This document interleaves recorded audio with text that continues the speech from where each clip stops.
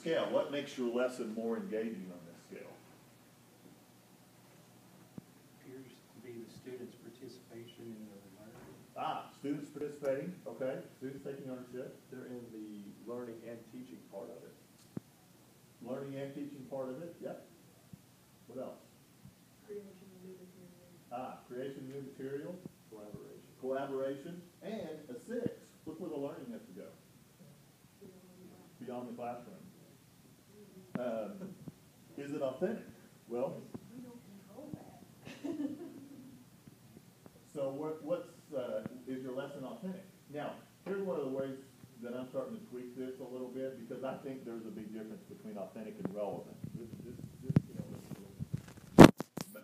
Make a distinction, but what do you notice? What moves you up the scale in authenticity? Purpose. Okay, purpose. Yep. Impact. Impact. The students. Yes. Impacts the students. Yes. And so I think the big difference for me between authentic and relevant is something can be authentic but not relevant to the 15-year-old. Yes. And so I think there's a difference there in both importance. I can talk about tuna in Japan, but I may not tie that back to why it's relevant to them. Or So, a cover letter to interview for a job. That's Right. authentic, but that's not relevant to a 6th grader. yeah, no, definitely not. So we try to do both.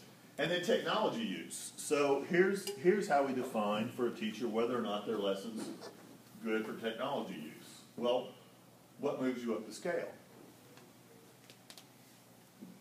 It's needed. Necessary. It's needed. It's necessary. Right. It's not an add-on. I need it to solve the task. And to task, not just to make it cute or make it flashy. Right.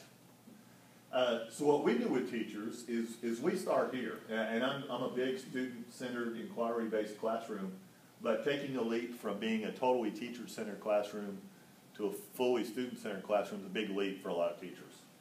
So we start here. We try